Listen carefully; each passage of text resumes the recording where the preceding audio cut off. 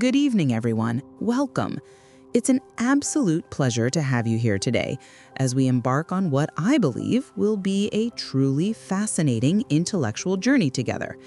Now, the book we're exploring today is called Stealing from God: Why Atheists Need God to Make Their Case, written by Frank Turek. A rather provocative title, wouldn't you say? And I assure you, it's every bit as compelling as it sounds. Before we dive into the depths of the arguments, let me give you a bit of context about our author.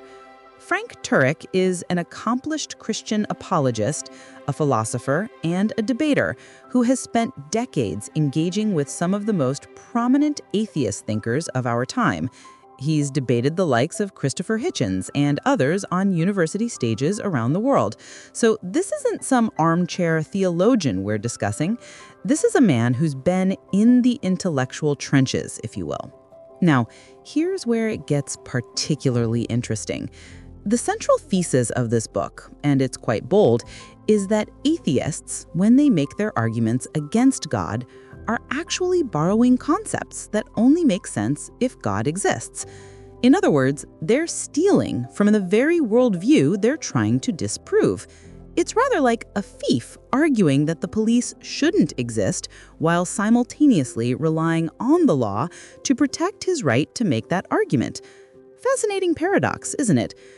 You see, Turek argues that atheists, when they appeal to things like reason, morality, causality, or even when they point to evil as evidence against God, they're using intellectual tools that wouldn't exist in a purely atheistic universe. They're taking for granted certain aspects of reality that require a theistic foundation to make any sense at all. And this is where our clever acronym comes in: CRIMES. Each letter represents one of these fundamental aspects of reality that atheism cannot adequately explain, yet atheists use them constantly. Let me break this down for you.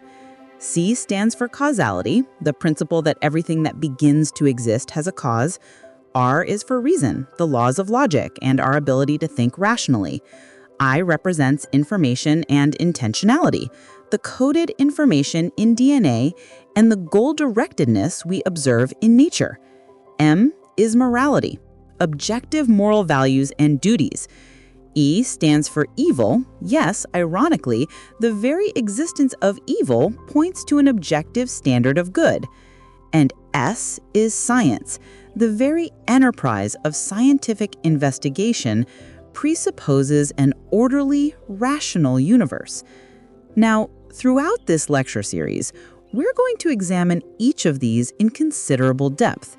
We'll explore why Turek believes these concepts are, to use his rather colorful phrase, intellectual crimes when used by atheists, because they're essentially stolen goods from a theistic worldview. I want to be clear from the outset. This isn't about caricaturing atheism or setting up straw men. Turek engages seriously with prominent atheist thinkers, Richard Dawkins, Sam Harris, Christopher Hitchens, Lawrence Krauss, and others. He takes their arguments seriously, and we will too. This is about rigorous philosophical investigation, examining whether atheism can truly account for the reality we all experience. So, my friends, I encourage you to approach this material with an open but critical mind. Question the arguments, test the logic, see if the conclusions follow from the premises. That's what good philosophy is all about. Are you ready? Excellent. Let's begin our investigation into these intellectual crimes and discover what they reveal about the nature of reality, reason, and belief itself. Right then, let's talk about the man behind this rather audacious thesis, Frank Turek himself. Understanding the author's credentials and motivations is absolutely essential to evaluating the arguments we're about to examine. Now, Frank Turek isn't simply a theologian writing from the ivory tower. Oh no, he's what we might call a practitioner, a field philosopher, if you will. He's a Christian apologist, which means his primary work is defending the rationality and truthfulness of Christian belief against objections. But more than that, he's a veteran debater who has stood toe-to-toe with some of the most formidable atheist intellectuals of our generation. Picture this: university auditoriums packed with thousands of students, the atmosphere electric with intellectual tension. On one side of the stage, you have Christopher Hitchens, the late great polemicist, razor-sharp wit, devastating rhetoric. On the other, Frank Turek, holding his ground, engaging point by point. These weren't polite theological discussions. These were full-contact intellectual combat. And Turek thrived in that environment. He's debated not just Hitchens, but also David Silverman, president of American Atheists, and numerous other prominent skeptics. So when he writes about atheist arguments, he's not straw-manning them. He's engaging with the real thing, as presented by its most articulate advocates. That lends considerable credibility to his analysis. Now, what motivated him to write this particular book? Well, there's a deeply personal dimension to it. In the introduction, Turek shares a profoundly moving story, one that beautifully illustrates what's really at stake in these philosophical debates. He describes attending a funeral just 2 days before Christmas. The chapel was overflowing, standing room only. His friend, Nancy, only 57 years old, had just lost her battle with pancreatic cancer. Now her husband, everyone called him Coach, had already buried their son Rick, who died from leukemia 20 years earlier. Can you imagine? Burying your child, and then 2 decades later, burying your wife. Only one son, Jeff, remained. And here's what's remarkable. At the funeral, Coach stood up unexpectedly and addressed the crowd. He recounted Nancy's final night, how she sang a hymn as she was dying. He described his own anguish, crying out, "Jesus, help me." And then, and this is quite extraordinary, he testified to experiencing what he called an incredible peace washing over him. Coach looked at that grieving congregation and declared, "God is not a myth. God is real. He's with me right now, and he was with me when Nancy slipped into his arms." Now, Turek steps back and asks the crucial question: is this wonderful? Is it appropriate to offer such comfort to a man burying his wife alongside the ashes of his son? And his answer is penetrating, only if his beliefs are true. You see, this gets to the heart of what philosophy is really about. It's not just abstract argumentation for its own sake. These questions about God's existence, about whether there's meaning and purpose in the universe, about whether death is the end or not, these aren't merely academic. They have profound implications for how we face suffering, how we grieve, how we find meaning in tragedy. And this is where the new atheists enter the picture. After September 11th, 2001, there was a remarkable surge in prominent atheist voices. Richard Dawkins published The God Delusion. Christopher Hitchens wrote God is Not Great, How Religion Poisons Everything. Sam Harris contributed The End of Faith and The Moral Landscape. These weren't gentle critiques. They were full-throated attacks on religious belief. Dawkins famously declared that when one person has a delusion, it's called insanity, but when many people share a delusion, it's called religion. He even characterized religious education as a form of child abuse. Quite inflammatory, wouldn't you say? Hitchens, with his characteristic eloquence and vitriol, described the God of the Bible as a cosmic North Korean dictator. He argued that nothing proves the man-made character of religion more than what he called the sick mind that designed hell. But here's where it gets philosophically interesting, and this is really the crux of Turek's argument. These atheist thinkers are appealing to concepts like evil, morality, justice, and reason. Dawkins condemns God as wicked. Hitchens calls certain religious ideas sick and immoral. Harris argues for objective moral values based on human flourishing.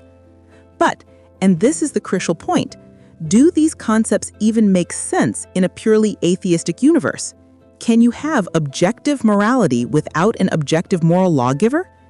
Can you call something truly evil if there's no ultimate standard of good? Can you trust reason itself if your thoughts are merely the result of mindless physical processes?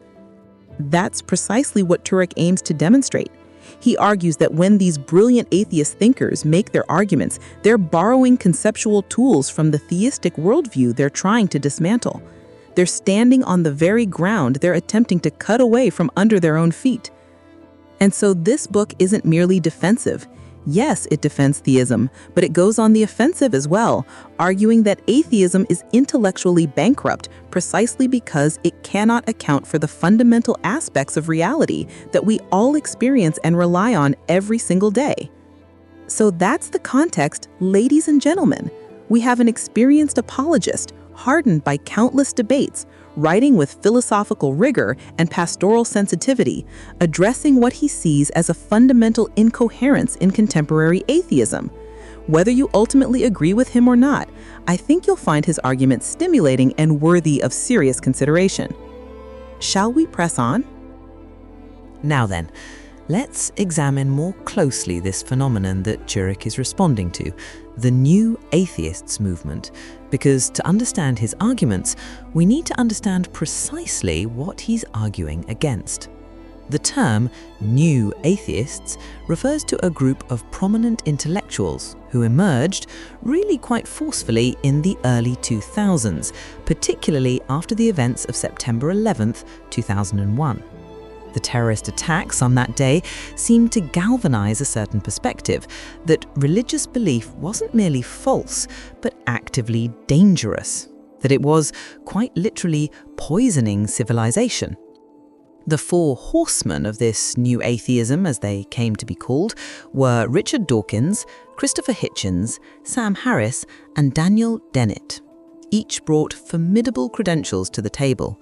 Dawkins, an evolutionary biologist from Oxford, Hitchens, a literary critic and journalist of devastating wit, Sam Harris, a neuroscientist and philosopher, Dennett, a philosopher of mind and cognitive scientist. What made them new wasn't simply that they were atheists. Atheism has been around for millennia, after all.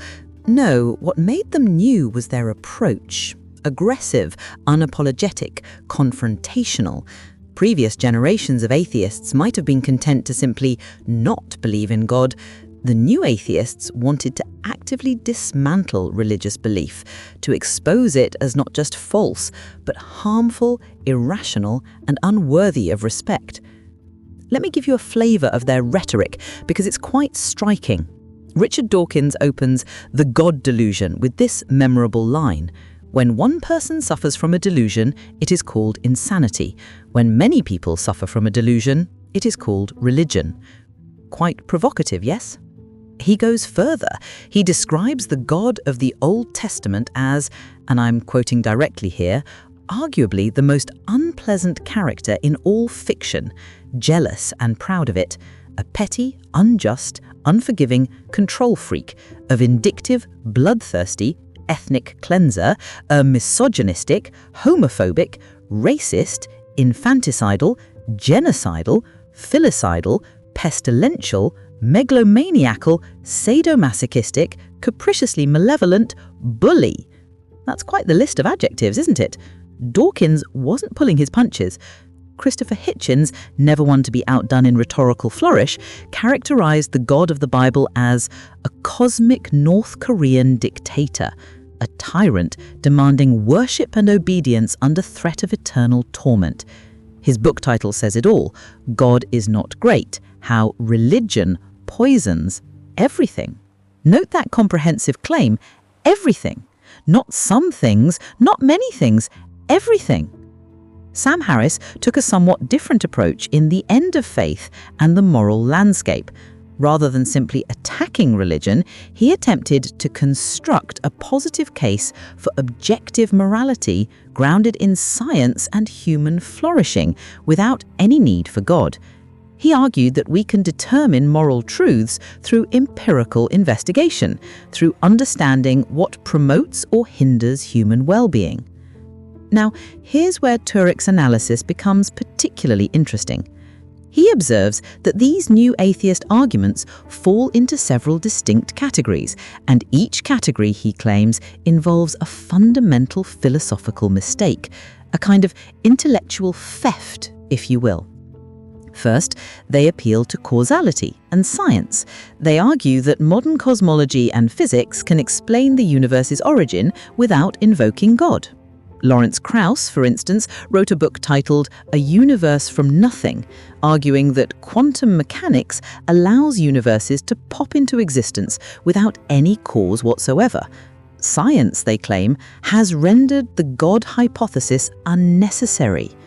Second, they champion reason and logic. There are even reason rallies where thousands of atheists celebrate rationality as the antidote to religious faith. The implicit claim is that atheism is the position of reason, while theism is the position of faith, understood as belief without evidence. Third, they cite biology and evolution. Dawkins, being an evolutionary biologist, naturally emphasizes this point extensively. The appearance of design in living systems, the complexity of DNA, the diversity of life, all of this, they argue, can be explained entirely through natural selection acting on random mutations. No designer necessary. It's all just physics and chemistry over vast stretches of time. Fourth, and this is where things get particularly heated, they make moral arguments. They point to atrocities committed in God's name: the Crusades, the Inquisition, religious terrorism, the oppression of women and minorities. They highlight passages in the Old Testament that seem to command genocide or condone slavery. How, they ask, can you worship a God who commands such things? And if religious people commit such evils, doesn't that prove religion itself is morally corrupting? Finally, they deploy the problem of evil. Philosophically, if God is all-powerful and all-good, why does he permit suffering? Why do children die of cancer? Why do earthquakes kill hundreds of thousands? Why doesn't God intervene to stop atrocities? The existence of evil and suffering, they argue, is simply incompatible with the existence of a benevolent deity. Now, on the surface, these seem like formidable arguments, don't they? They're wielded by brilliant people, supported with extensive documentation, delivered with passionate conviction. And I think it's fair to say they've been quite influential, particularly among younger, educated audiences. But here's Turek's radical claim. Every single one of these arguments is self-defeating. Every single one relies on concepts that wouldn't exist if atheism were true. The new atheists are, to use his phrase, sitting in God's lap to slap his face. They're borrowing from the theistic worldview to attack it. How so? Well, that's precisely what we'll be exploring in detail throughout the rest of this lecture series. But let me give you a preview, just to whet your appetite. When atheists appeal to the law of causality to explain the universe scientifically, but then deny that the universe itself needs a cause, that's inconsistent. When they trumpet reason and logic, but hold that human minds are merely the products of mindless physical processes, that undermines the very reliability of reason itself.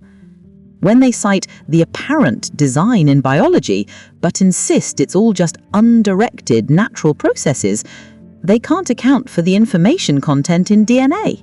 When they make moral arguments about evil and good, they're presupposing an objective moral standard which atheistic materialism cannot ground. And when they claim science has replaced God, they're ignoring the fact that science itself presupposes a rational, orderly universe, which is precisely what we'd expect if God created it, but difficult to explain if everything is just matter in motion. You see the pattern? In each case, Turek argues atheists are using conceptual tools that require theism to make sense, deploying them against theism. It's rather like someone claiming that laws don't exist while simultaneously taking you to court. The very act of making the argument undermines the argument itself. Now, I want to emphasize, this isn't about dismissing these thinkers as intelligent or insincere. They're clearly brilliant people who've thought deeply about these issues. Rather, Turek's claim is that there's a fundamental incoherence at the heart of the atheistic worldview, and that incoherence becomes visible precisely when atheists try to make positive arguments for their position. So, as we proceed through the CRIMES framework, causality, reason, information and intentionality, morality, evil, and science, we'll be examining each of these alleged intellectual thefts in detail. We'll look at the arguments, test the logic, consider objections, and see whether Turek's thesis holds up under scrutiny. It promises to be a stimulating journey. Shall we continue? Excellent. Now we arrive at the absolute heart of Turek's argument, the CRIMES framework itself. This is where the real intellectual heavy lifting happens, and I want to take our time to thoroughly examine each element. We'll not only explain what Turek argues, but we'll also critically analyze where his reasoning could be strengthened, identify potential logical vulnerabilities, and explore how classical Christian orthodoxy might provide even more robust philosophical responses. This is going to be quite detailed, so bear with me. Let's begin systematically with the letter C, causality. Turek's argument here is elegantly straightforward. Everything that begins to exist has a cause. The universe began to exist. We know this from Big Bang cosmology and the second law of thermodynamics. Therefore, the universe must have a cause. And since the universe encompasses all of space, time, matter, and energy, the cause must necessarily be outside the universe, meaning it must be spaceless, timeless, immaterial, enormously powerful, and Turek argues, personal. This is essentially the Kalam cosmological argument, which has been famously defended in contemporary philosophy by William Lane Craig. It's a solid, well-structured piece of reasoning with a distinguished philosophical pedigree dating back to medieval Islamic philosophy, particularly Al-Ghazali in the 11th century. But here's where Turek could significantly strengthen his case. First, he needs to more carefully distinguish between different types of causality. You see, Aristotle identified 4 distinct types of causes: material cause, what something is made of; formal cause, the pattern or design; efficient cause, the agent that brings it about; and final cause, the purpose or goal. Modern science typically only considers efficient causality, the immediate mechanism that brings something about. A cue ball strikes another ball, causing it to move. That's efficient causality. But the deeper philosophical question concerns what Leibniz called the principle of sufficient reason. This principle states that everything must have an explanation, either in the necessity of its own nature or in an external cause. Why does anything exist at all, rather than nothing? This is philosophically far more fundamental than just tracing chains of efficient causes, and it's considerably harder for atheists to dismiss out of hand. Even if quantum mechanics involves probabilistic processes at the subatomic level, and it does, that doesn't eliminate the need for an ultimate sufficient reason for the entire causal system itself. The laws of quantum mechanics don't explain themselves. They're extraordinarily specific, mathematically precise laws. Where did they come from? Why these laws and not others? Why any laws at all? Furthermore, Turek should more thoroughly address what philosophers call the bootstrapping problem. Some atheists, Lawrence Krauss being the most prominent example, argue that quantum fluctuations in a vacuum can create universes spontaneously, without any cause, a universe from nothing, as Krauss titled his book. But as philosopher David Albert devastatingly pointed out in his review of Krauss's book in the New York Times, a quantum vacuum is emphatically not nothing. It's not the absence of everything. It's a sea of fluctuating energy governed by sophisticated physical laws existing in space-time with specific properties. That's an extraordinarily rich something. It's like you created a cake from nothing, when actually you used flour, eggs, sugar, an oven, and a recipe. The fundamental question remains utterly unaddressed. Why does that quantum framework exist at all? Where do those laws come from? Why is there something rather than literally nothing? Turek touches on this, but a more rigorous, sustained treatment would make his position philosophically unassailable. He should also engage more with the work of philosophers like Robert Koons and Alexander Press on the principle of sufficient reason, which provides sophisticated responses to objections. Now, let's move to the letter R, reason. This is perhaps Turek's most philosophically sophisticated argument, and I think it's tremendously powerful. Continuing with reason, Turek's claim is that the laws of logic, the law of non-contradiction, which states that something cannot both be and not be at the same time and in the same respect, the law of identity, which states that a thing is itself, and the law of excluded middle, which states that a proposition is either true or false, are immaterial, universal, and invariant. Think about this carefully. These logical laws apply everywhere, to everyone, at all times. They're not physical things. You can't weigh the law of non-contradiction or measure it with scientific instruments. They existed, arguably, before any human minds evolved to think about them.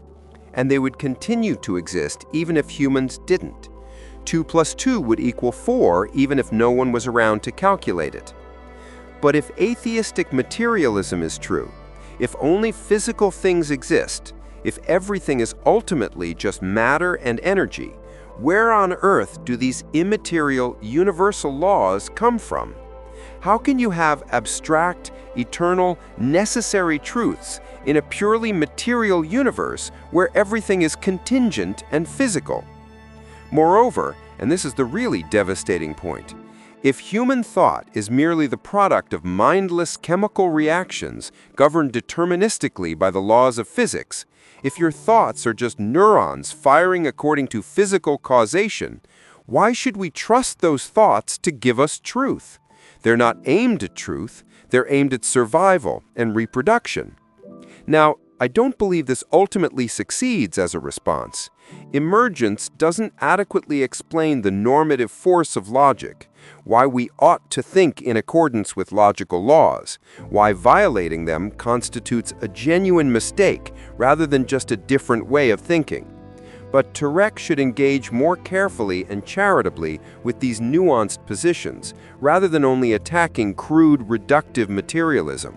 That would make his argument even stronger.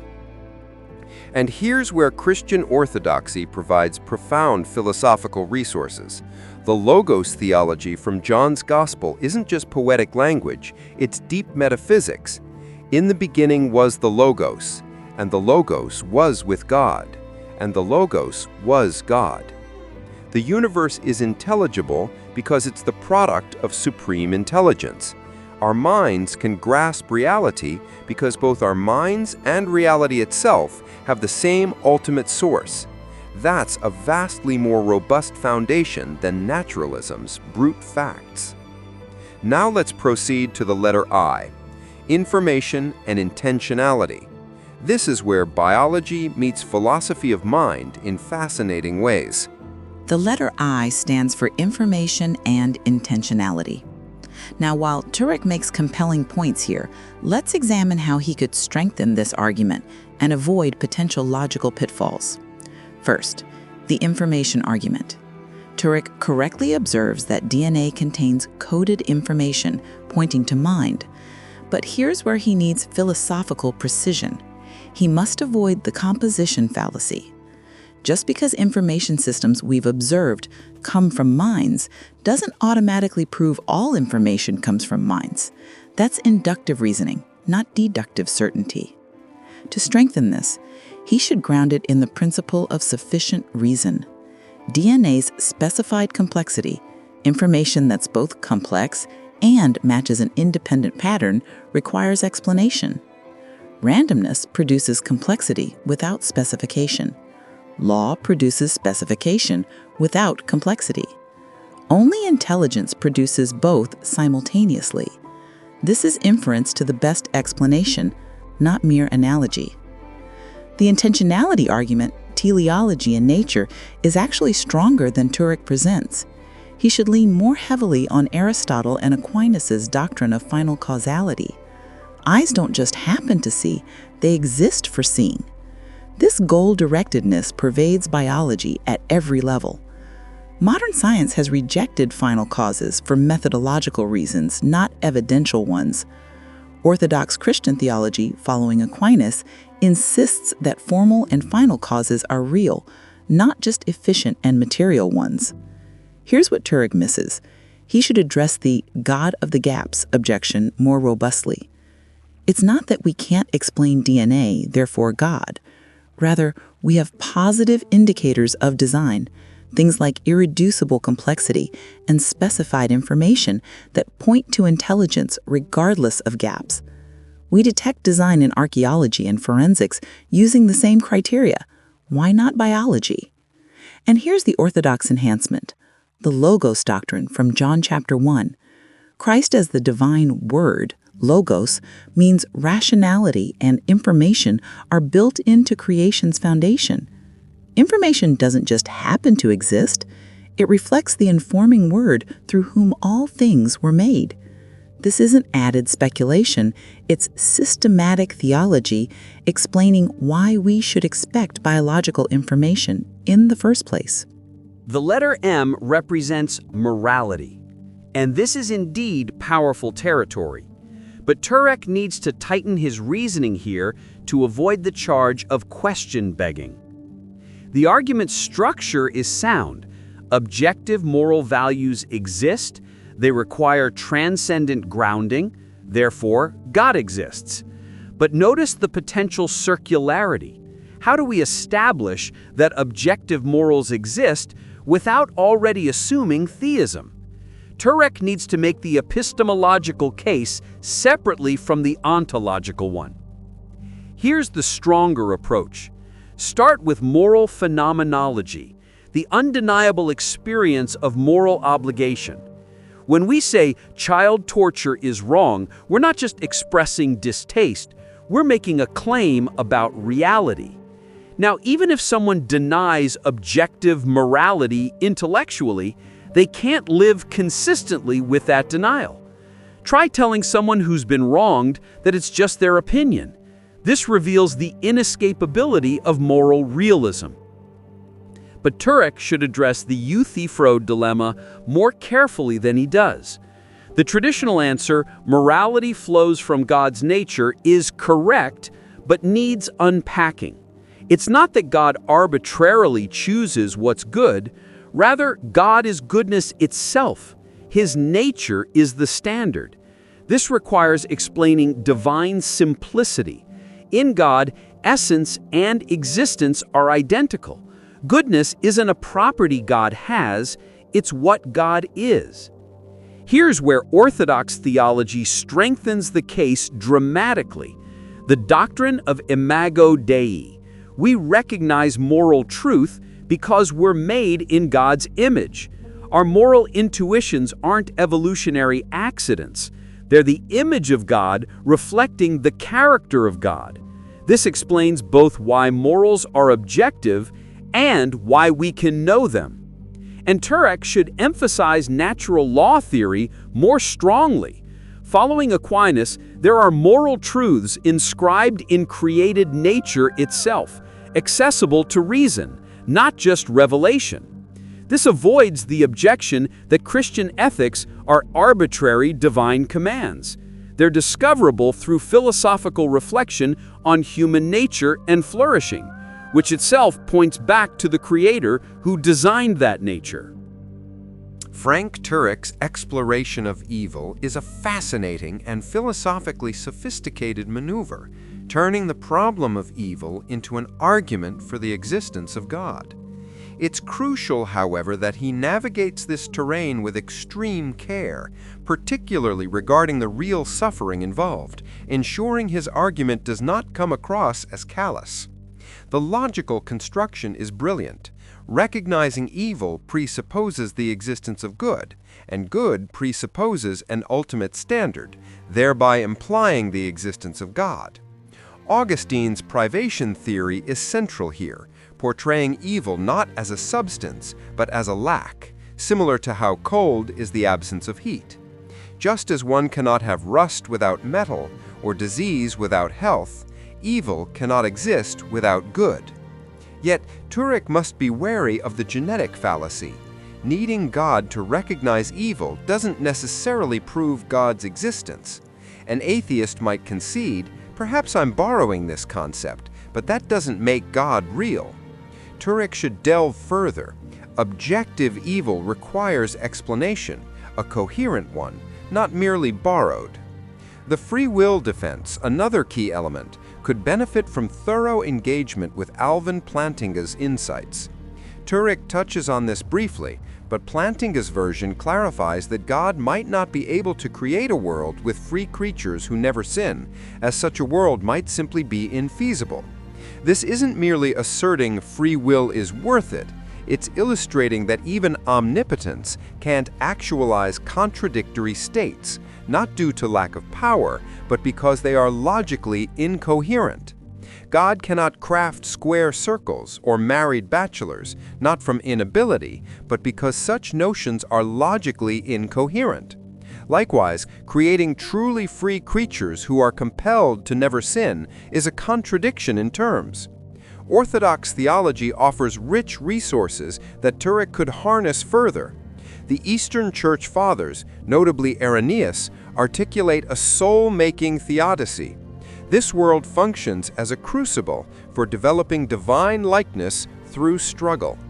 This approach doesn't diminish suffering. It integrates it within God's redemptive plan. Critically, Orthodox Christology emphasizes that God does not view suffering from a detached vantage. He becomes incarnate within it. Jesus' crucifixion exemplifies how God not only permits evil, but also redeems it from within. The cross transforms suffering into salvation's very mechanism. Turek should highlight the particularity of the scandal. Christianity doesn't merely propose philosophical resolutions to evil, but presents a God who suffers and triumphs over death through self-sacrifice.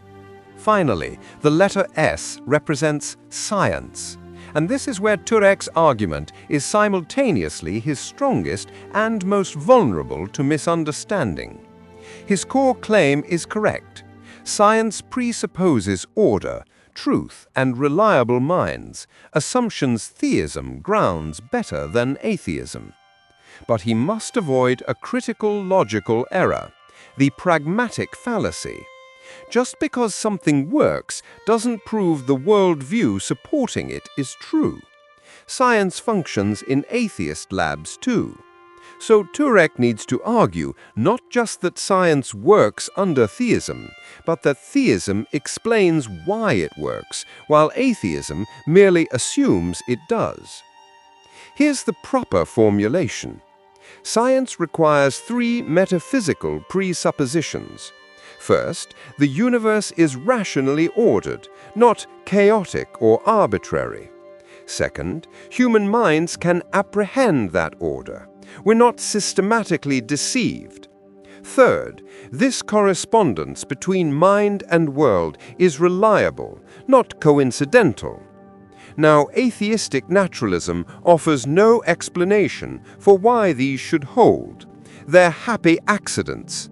Theism, by contrast, predicts them. A rational creator fashioned both world and minds to correspond. Turek should engage Alvin Plantinga's evolutionary argument against naturalism more carefully.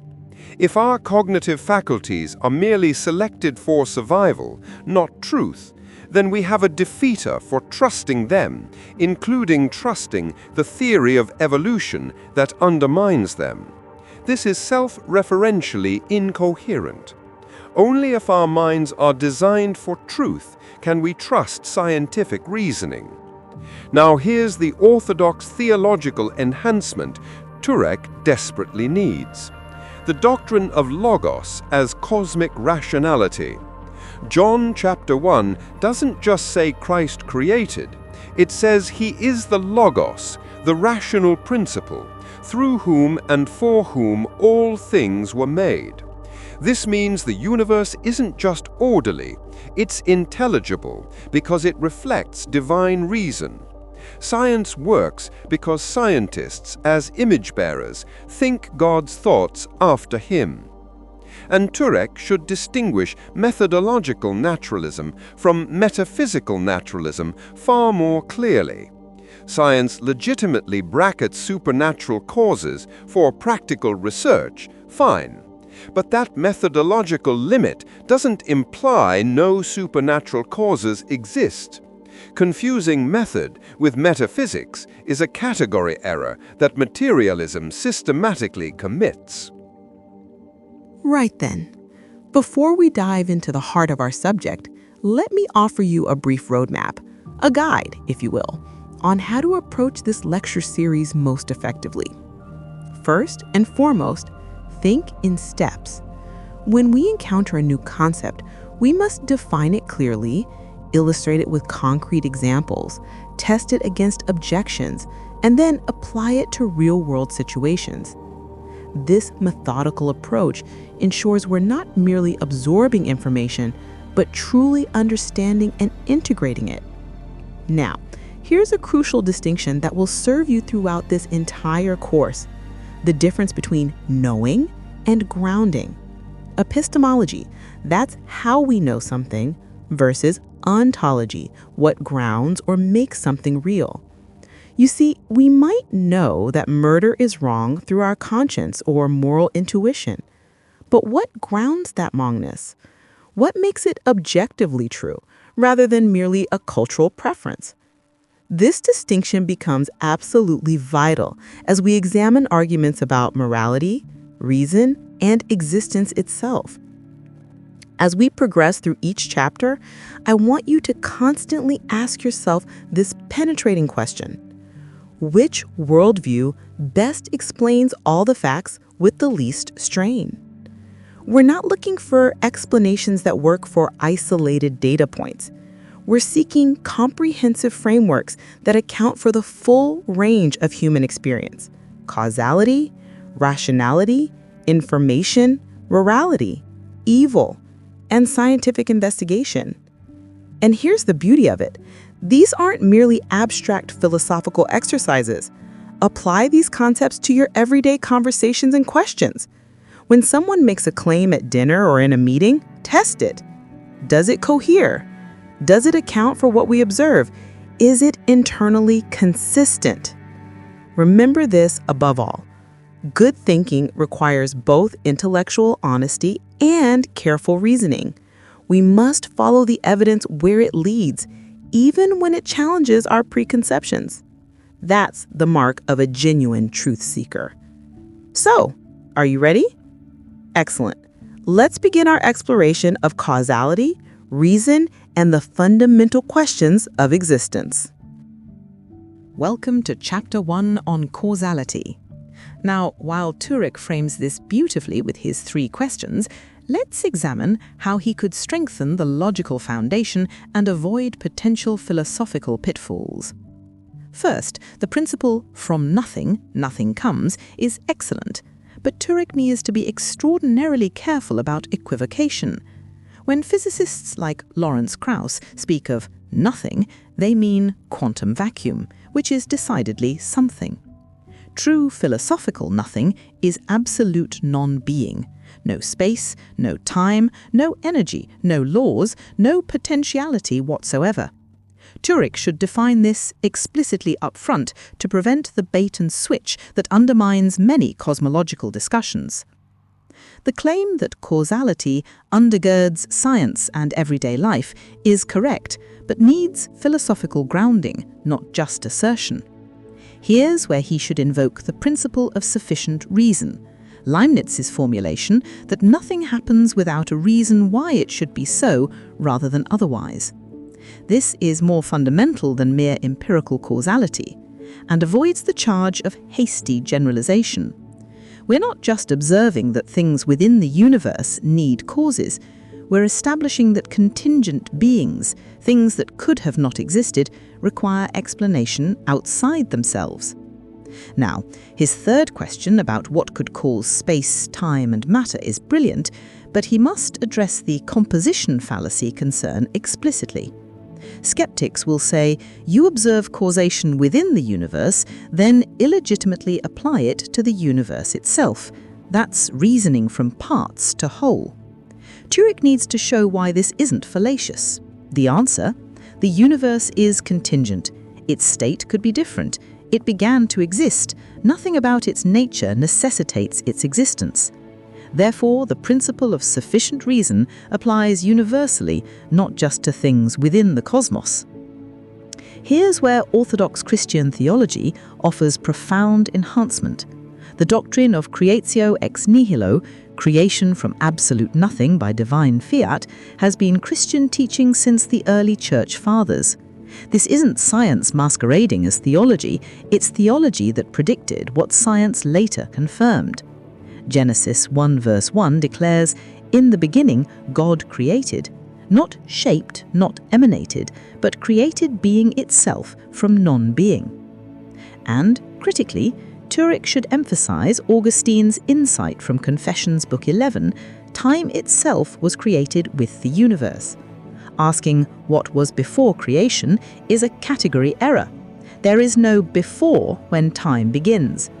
God's creative act is eternal, timeless, yet produces temporal effects. This dissolves the infinite regress problem that haunts materialist accounts. The Logos doctrine from John chapter 1 is essential here. Christ as the Logos, the divine word and reason, means the universe is rational precisely because it reflects the rationality of its creator. Causality isn't just a brute fact, it's a reflection of divine order. This grounds why we should expect causal regularity rather than chaos.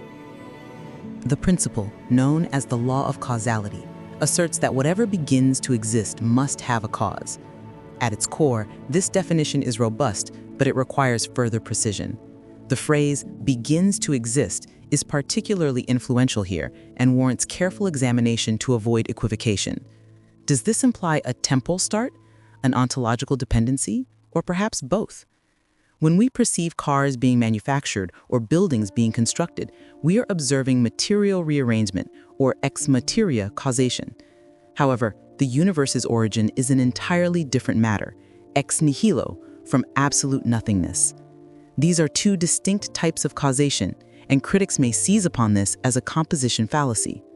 To fortify this argument, one should ground the principle not merely in empirical observation, but rather in the principle of sufficient reason. Leibniz posits that nothing occurs without a rationale as to why it should be one way rather than another. This principle applies to contingent entities, those that might not have existed at all. The universe falls into this category because its condition could vary, it commenced existence, and nothing inherent about it necessitates its existence. Hence, PSR demands explanation.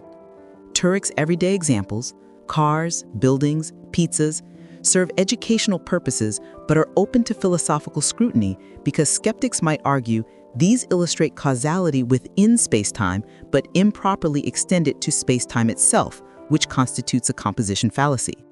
The counter-argument is that these examples demonstrate the principle, but the principle itself is anchored in metaphysical necessity, not limited inductive reasoning from components to entirety.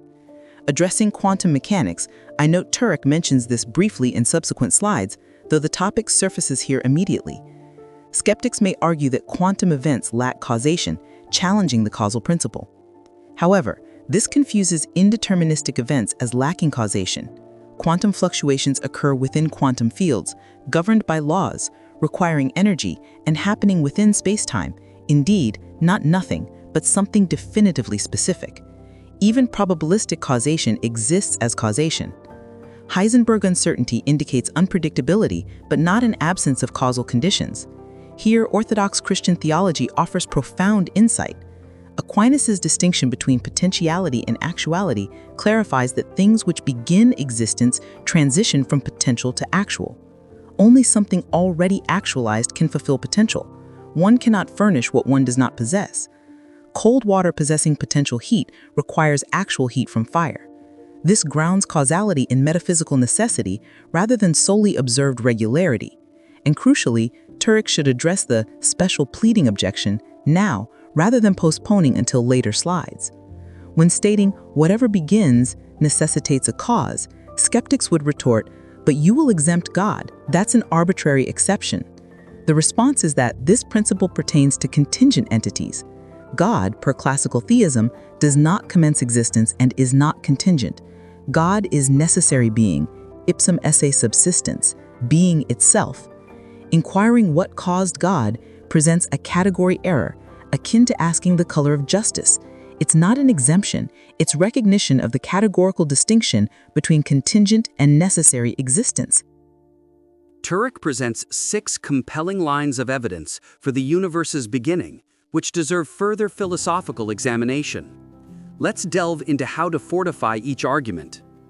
The Big Bang cosmology offers robust observational data, yet Turek must promptly tackle the multiverse objection. Critics suggest our universe is merely a single bubble within an eternal multiverse. Enter the Borda-Guth-Vilenkin theorem, critical here as BGV applies to any expanding cosmos, encompassing multiverse scenarios. It's not mere observation, but a matter of mathematical necessity. Even Alexander Vilenkin, an atheist physicist, conceded that cosmologists can no longer rely on past eternal universe possibilities. The cosmic microwave background warrants historical context, as many initially resisted Big Bang theory for its alignment with Genesis 1 verse 1. Fred Hoyle mockingly coined the term. Yet, Catholic priest Georges Lemaitre proposed it back in 1927, illustrating how theology anticipated what science later affirmed. The second law of thermodynamics stands strong and demands formal rigor. Given entropy always rises in closed systems, and the universe qualifies as such, its current entropy being below maximum substantiates a finite past. This operates as a reductio ad absurdum. Assume infinite past, yet entropy should be maximal, which it isn't, thereby dismissing the assumption. Address oscillating universe objections directly. Bouncing cosmologies incrementally build entropy through cycles. Philosophical issues with infinite past require utilizing Hilbert's Hotel paradox. Actual infinites manifest logical contradictions in reality. Contrast potential infinite, I can always add more, with actual infinite. All elements exist in simultaneously. An infinite past would equate to an actual infinite of completed events, presenting logical impossibility. General relativity illustrates spacetime's origination. Clarify this as not merely the first moment, but a boundary beyond spacetime's extent. Augustine insightfully noted that time itself was a created element. Querying what predates is a category error.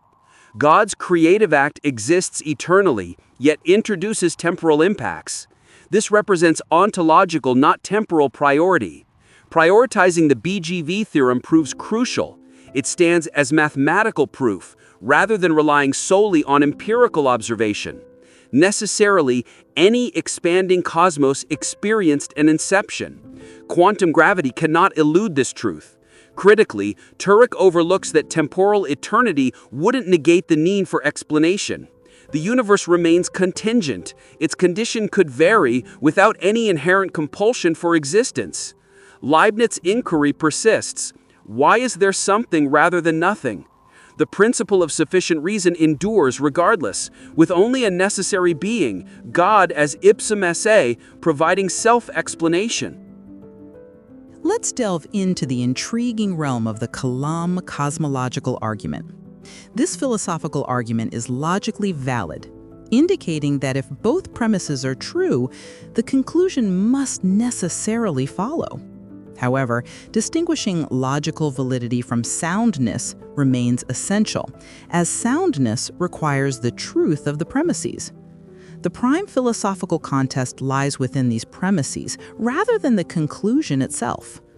For the first premise, whatever begins to exist has a cause, Turek must be cautious about the term begins to exist.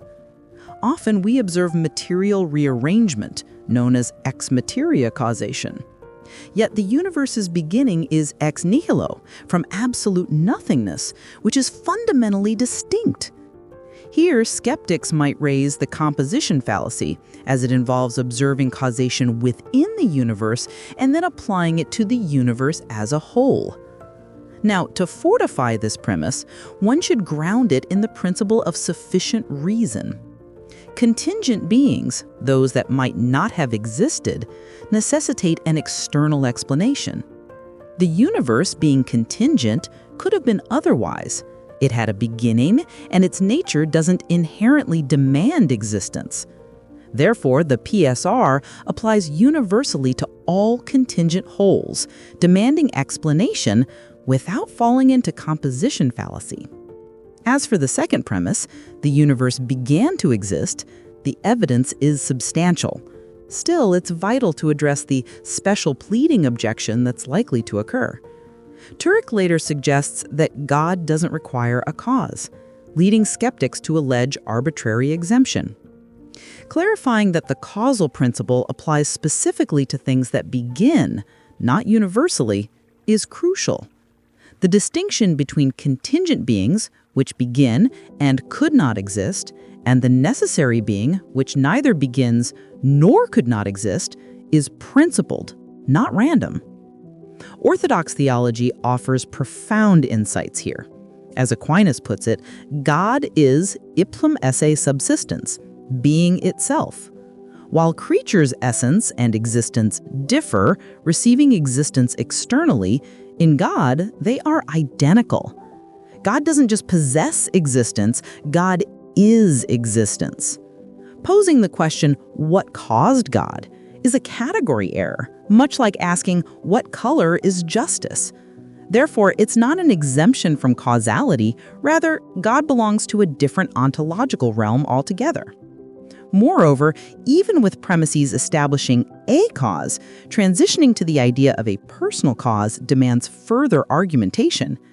Though Turek touches on this, it remains a contentious philosophical issue. How does a timeless cause give rise to temporal effects? Augustine suggests that God's creative act is eternal, yet produces temporal phenomena. God doesn't just cogitate followed by action, rather he eternally wills a cosmos with a temporal commencement. This implies ontological precedence, not a chronological sequence, for even time was created, leaving no before to creation. The Trinitarian configuration considerably fortifies this argument. Where God's solitary, personhood might seem to necessitate time connections. Yet Orthodox Christianity reveals the eternal I, thou, we within the Trinity. Father, Son, and Spirit exist in timeless personal interaction, rendering God personal without necessitating time. This profoundly elucidates how a timeless entity maintains personal nature. The question of whether nothing can create everything has become a popular objection, thanks to prominent physicists. Frank Turek must address this with surgical precision to avoid the pitfalls of definitional equivocation. When Lawrence Krauss titled his book, A Universe from Nothing, he redefined nothing to mean quantum vacuum, a dynamic sea of energy governed by physical laws. But that's undeniably something. True philosophical nothing refers to absolute non-being. No space, no time, no energy, no fields, no quantum mechanics, no laws, no potentiality whatsoever. Turek must clarify this distinction up front, or skeptics will exploit the ambiguity relentlessly. To fortify the response, consider a comparison chart showing what physicists term nothing versus genuine philosophical nothing. The quantum vacuum possesses properties, energy density, field configurations, and operates under Heisenberg uncertainty. It exists within space-time. It's not nothing. It's a very specific physical state. Absolute nothing has zero properties, zero causal powers, zero potential. From true nothing, nothing can emerge, as nothing is the complete absence of being itself. The quantum fluctuation objection requires technical precision. Virtual particles don't spontaneously appear from nothing. They're fluctuations within existing quantum fields. The uncertainty principle allows for energy borrowing for brief periods, yet the energy derives from the vacuum field itself. This presupposes quantum mechanics, space-time, and energy already exist. Even speculative quantum cosmology models, such as the Hartle-Hawking no-boundary proposal and Vilenkin's tunneling, presuppose quantum mechanics, which demands explanation. Address the smuggling charge decisively. Claims of nothing as creative actually smuggle in something. Catalog these. Physical laws like quantum field theory equations, mathematical structures like Hilbert spaces and wave functions, initial conditions such as vacuum state properties, and the space-time framework, even if it's flat Minkowski space. This is a substantial something masquerading as nothing. Enhance the cake analogy. Imagine a baker claiming to create a cake from nothing while utilizing flour, eggs, sugar, butter, an oven, heat, time, and recipes. They're not working from nothing, they're employing equipped ingredients. Likewise, physicists suggesting a universe from nothing while relying on quantum fields, physical laws, energy, space-time, and mathematical structure aren't starting from nothing. They're utilizing a fully equipped cosmic kitchen. The philosophical conclusion Turek should emphasize is that absolute nothingness lacks causal power by definition. It cannot fluctuate, as fluctuation requires an entity to fluctuate. It cannot have governing laws. Laws are abstract concepts which imply existence. It cannot possess potentiality. Potentiality is a property, and nothing has no properties. True nothing is wholly sterile, utterly impotent, devoid of any capability. Orthodox Christian theology profoundly reinforces this. The doctrine of creatio ex nihilo, creation from absolute nothing by divine fiat, has been a cornerstone of Christian teaching since the patristic fathers. This isn't science pretending to be theology, it's theology clarifying the essence of genuine creation. God doesn't require pre-existing materials, quantum fields, or physical laws. He commands being into existence from non-being, categorically differing from any naturalistic narrative, as it necessitates a transcendent cause beyond the physical realm entirely. Let's explore the attributes of the first cause as outlined by Frank Turek. First, spacelessness. This doesn't imply existence within a void, but rather the transcendence of spatial categories altogether. Following Aquinas, God does not possess spatial extension since he lacks parts. Divine simplicity emphasizes that God is utterly without composition. Space itself is a creation, born from the Creator who surpasses his own constructs. When we ask about God's location, it's akin to asking where justice resides. Such a query is a categorical mistake. Now, timelessness. It is crucial to differentiate this from mere eternality. While the latter suggests an existence along an infinite temporal line, the former places God beyond the very flow of time. As Augustine pointed out centuries ago, God's years are unified into a singular divine present. Boethius described eternity as the simultaneous, complete possession of an unending life. This concept dispels infinite regress challenges that trouble the notion of an everlasting deity. When we discuss God's immateriality, avoid Cartesian dualisms that contrast spiritual and physical substances. Classical metaphysics positions God as pure actuality, with no potentiality. He is the act of existence itself, ipsum esse subsistens.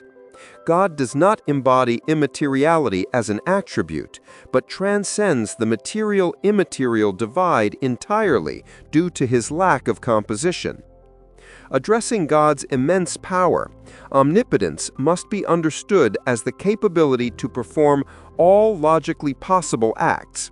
This doesn't extend to the execution of contradictions, like fabricating square circles or married bachelors, as those are not tangible tasks.